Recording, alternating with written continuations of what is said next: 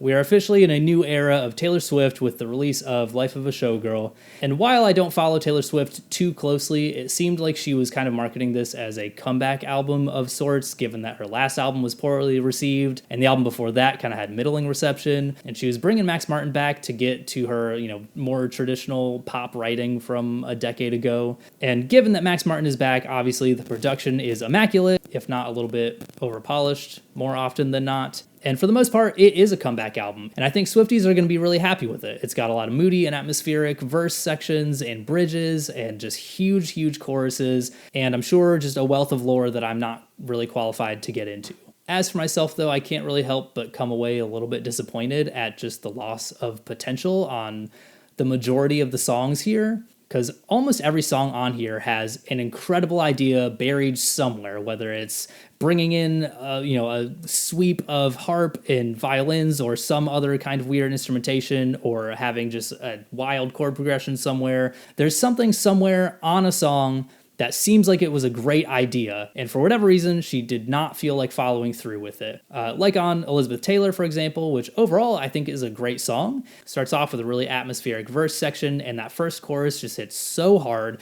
And then we get to the bridge section, which just demands your attention because it drops down to just her and the drums. And then we get this beautiful sweep from the harp, and we get all these strings in there, and it's so lush and it's so grand. And then it just stops. You get 3 whole measures.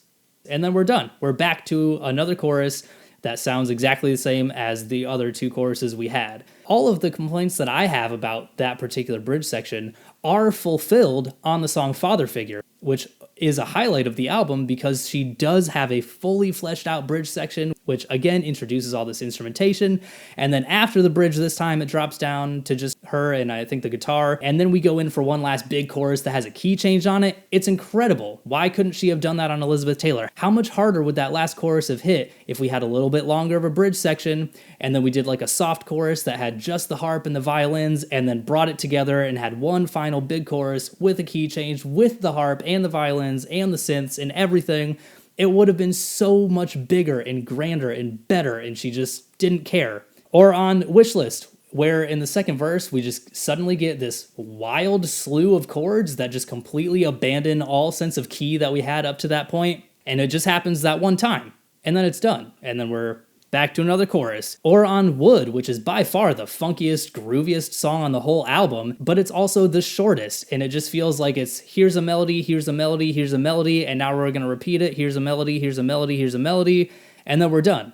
It just feels so underdeveloped, partly because it's the shortest one when it absolutely could have been a longer one. And while Taylor Swift in general has such a knack for melodies, it just feels like she's haphazardly throwing things in here and not really feeling the need to develop them or go anywhere with them, and just throwing stuff at the wall. And then there's Honey, which I think is one of the worst songs on the album. It has, again, a stale, bland chord progression on the acoustic guitar with this really cringy, like, kind of trap beat underneath it, which would probably have sounded dated like 5 years ago, but here we are in 2025, still getting the acoustic trap beats. But as we go again into the bridge, we get this really jazzy piano line that just happens the one time. Then we get this kind of like Dixieland clarinet for one measure, and then it's done. And then we get these really interesting sounding synths, and then it's done. And then we're back to another chorus because God forbid we go more than 30 seconds without another chorus. And in addition to all these shortcomings, it just feels like there's so much lazy songwriting going on.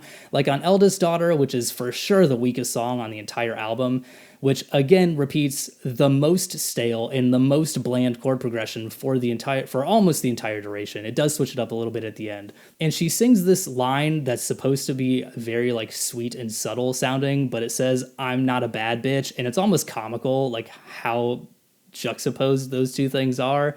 And the whole song just feels like it was written for a middle school talent show. And then there's the opening track, The Fate of Ophelia, which is also not a bad song, but I can't help but hear Summertime Sadness throughout most of it. And it just sounds, yet again, like a lot of her last 2 albums, like a Lana Del Rey ripoff. And then there's the title track, which is the closer, which I think for the most part actually works really well and functions as a pretty strong closer to the album, despite starting off a little bit rough with a really cheesy stomp clap rhythm. That's the same stomp clap rhythm everyone learned in like 2nd grade, where it's stomp, clap, stomp, clap.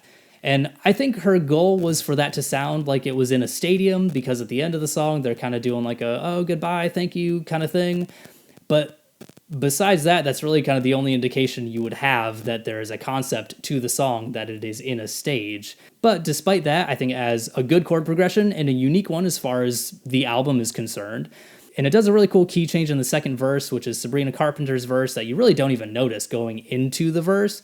But coming out of the verse, when it goes back into the original key for the chorus, then you really feel it, and it feels like it's a really uplifting moment going to that second chorus. And then we get to a bridge that does kind of a classic descending line motif progression, which sounds great, and then it introduces all these staccato violins, which then carry through to the final chorus, which again, we were lacking in Elizabeth Taylor. Overall though, again, while I think Swifties will be more than satisfied with it, it's hard for me to get invested in a lot of the songs on here because all I hear is missed opportunity after missed opportunity after missed opportunity. And I do want to point out that none of these critiques are really specific to Taylor Swift, but really more a symptom of just pop music writing in general. But if there's one person who could change that and change the face of pop music, and what we consider to be pop and what we're willing to listen to as pop, it would be her.